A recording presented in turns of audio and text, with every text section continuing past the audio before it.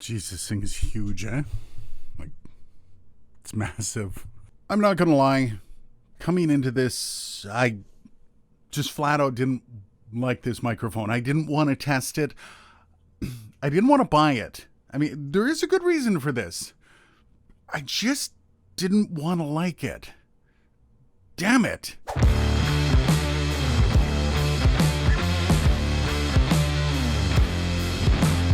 Okay, so let's get this out of the way.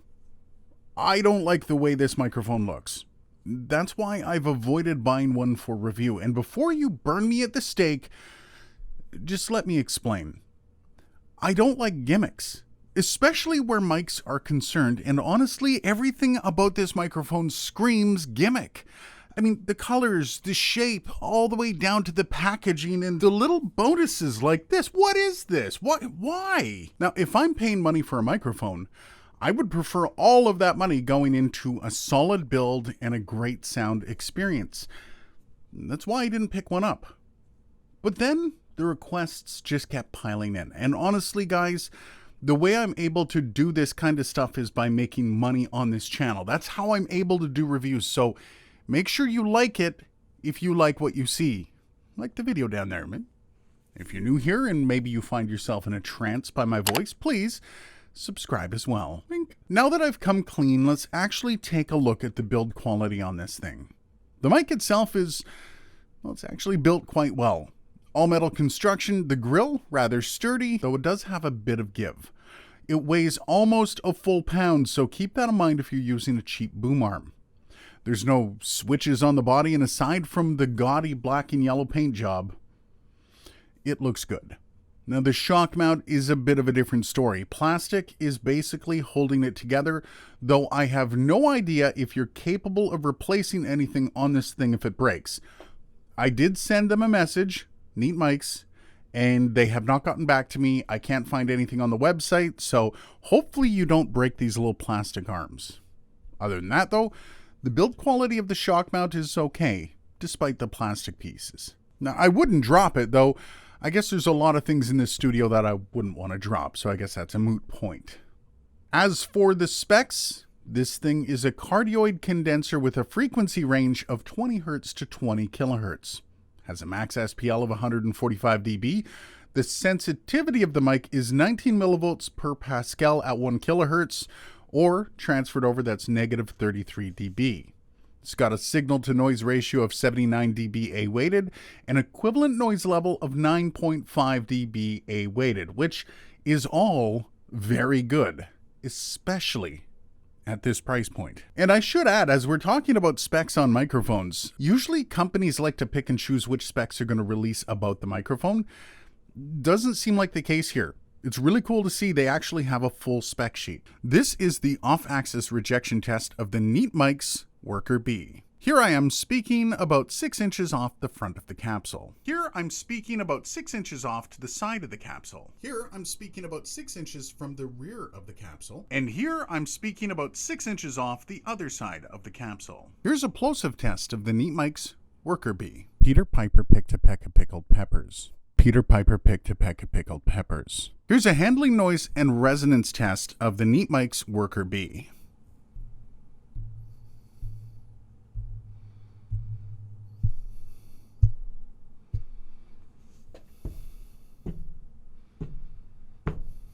Now we have a direct comparison between the Neat Mics Worker B and the AKG P120. Both mics are about 6 inches off my mouth, and this is how they sound. These mics cost basically the same thing. I'll put the prices up to either side. But yeah, what do you think? Two very different looking microphones. What do you think of the sound? Is it enough? Let me know. This one's going to be interesting. Next up, we have the Neat Mics Worker B versus the TechZone Audio Products Stellar X2. Now, this microphone was a big yes for me. Love this microphone. Love the style. Very little I don't like about this microphone. And this is the Neat Mics Worker B, which, yeah, you know. Which one do you like? This one is a lot more expensive. Well, a lot more. It's about $100 more expensive. This one is relatively cheap. Which one do you like? Now, this is the X2. They do have the X3 out. Still trying to get my hands on that. Get subscribed if you want to see more on the stellar X3. Which one do you like between the two of them, though? These ones are a bit off center because this chonky boy is way too heavy to put on this boom arm. Now we have the Neat Mics Worker B versus the unfair competitor, the Rode NT2A. Now, this is my main driver for quite some time. I love this microphone. I love what I can do with this microphone. And this is the difference. 4 times the price. 4 times the price.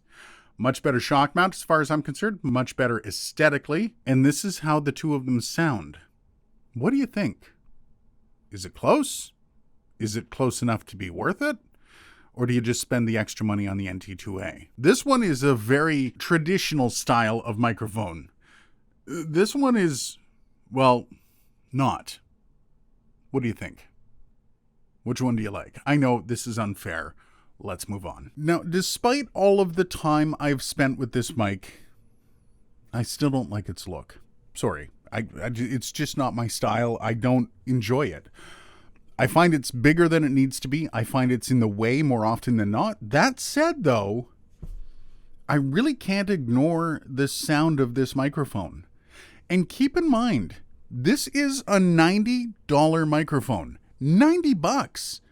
And on top of that, some of the money goes to ridiculous stuff like this in the case. But then I guess we should talk about aesthetics. And does aesthetics matter? Well, it can. There's nothing wrong with wanting a specific style, though it should be second fiddle to sound in every respect. But then uniqueness is a big deal as well. I mean, just a couple videos back, I was complaining about companies ripping off styles without missing a beat. Now, I won't judge anyone who doesn't buy a mic for aesthetic reasons, nor would I judge anyone for buying a mic for only the sound. Though, from the perspective of the marketing, I do think there is something to be said about not luring people in with aesthetics, like this, especially if it doesn't cut the mustard. However, that really isn't the case here. This microphone sounds damn good. It's an easy recommendation on sound alone, very easy. I used this mic for a few days on my morning show and no one batted an eyelash. I even did a commercial read, and my producer was rather impressed at how clean the audio was. This microphone holds its own, especially considering the price to performance. Even what I thought was a weak spot, the shock mount, ended up actually being really good as well, if not a massive eyesore.